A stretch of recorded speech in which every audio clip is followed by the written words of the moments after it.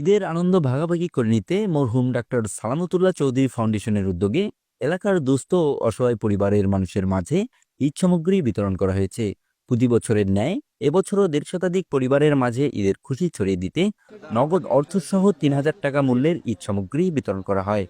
শুক্রবার রাতে রংপুর নগরীর খলিফাপাড়া এলাকায় মরহুম ডাক্তার সালামতুল্লাহ চৌধুরী ফাউন্ডেশন মাঠে এসব সামগ্রী বিতরণ করেন ফাউন্ডেশনের সভাপতি ডাক্তার আক্তার হোসেন বাদল ও সাধারণ সম্পাদক ডাক্তার আজিজার রহমান চৌধুরী বাচ্চু।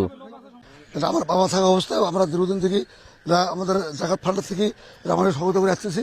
তবে এবার আমরা যৌথভাবে ৩ ভাই এই ত্রাণ সামগ্রী দিচ্ছি। ঈদ দোল করতে পারে ঈদের সামগ্রী এবং সে একটা মানুষ পর্যন্ত খেতে পারে এই প্যাকেজ নিয়ে আমরা কাজ করতেছি। ইনশাল্লাহ আমরা এলাকার যত অসহায় মানুষ আছেন তাদের পাশে দাঁড়ানোর চেষ্টা করছি ইনশাল্লাহ। এই প্রোগ্রামটা চলতেছে বিগত প্রায় ৩০-৪০ বছর যাবত। ইতিপূর্বে করোনাকালীনও আমরা এরকম বিভিন্ন এলাকায় নিজের এলাকায় আমরা অনেক প্যাকেট দিয়েছি। এটা আমাদের জাকাত ফেতরা থেকে আমরা যৌথভাবে সালামতুল্লাহ ফাউন্ডেশন থাকে এটা নির্দিষ্টভাবে এলাকার গরিব গুণী যারা অসহায় বিধবা তাদেরকে আমরা প্রতি বছর এইভাবে দিয়ে থাকি। জানা যায়, পারিবারিক ঐতিহ্য ধরে রাখতে এবং সমাজের অসহায় মানুষের পাশে দাঁড়ানোর লক্ষ্যই প্রতি উৎসবে এই পরিবার সাহায্যের হাত বাড়িয়ে দেয়। ঈদ সামগ্রী হিসেবে চাল, ডাল, তেল, চিনি, সেমাই সহ নিত্য প্রয়োজনীয় উপকরণ বিতরণ করা হয়েছে, যা তাদের ঈদ আনন্দকে আরো বাড়িয়ে তোলে। সামগ্রী হাতে পেয়ে খুশি নিম্ন আয়ের মানুষরা।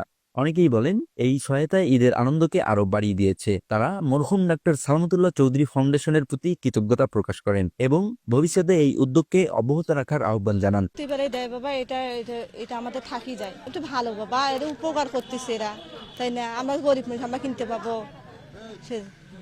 গরিব মানুষের এই যে নিয়ে যাচ্ছি, ঈদের দিন বাচ্চা কাচ্চা নিয়ে ভালোভাবে খাইতে পাবো, সুস্থ সবলের ঈদ পালন হবে।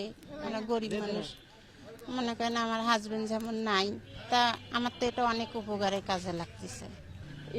এনারা বাবা বাসি থাকতে আমার মারা পাসলো, মারা মারা গেছে, এখন আমরা গিয়ে পাইতেছি।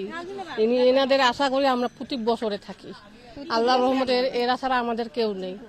এনিরাই আমাদের বাবা বা এনিরাই আমার মামা। সবাই বড় লোক, কিন্তু কেউ আমাদের দেখে না। আমরা প্রত্যেক বছরে আমরা মামাদের দুয়ারে যাই, আমার আসেন লাগে না, আমাদের বাসায় বাসায় যা স্লিপ পাঠে দেয়, আমরা ওই স্লিপের আশা করি সবাই থাকি। প্রত্যেক বছরে ২৭শে রমজানের দিন করে আমরা এই অনুদানটা পাই। এ ধরনের মানবিক কার্যক্রম সমাজের অসহায় মানুষদের মুখে হাসি ফোটানোর পাশাপাশি ভ্রাতৃত্ববোধের বন্ধনকে আরো দৃঢ় করে তুলবে বলে মনে করেন স্থানীয়রা।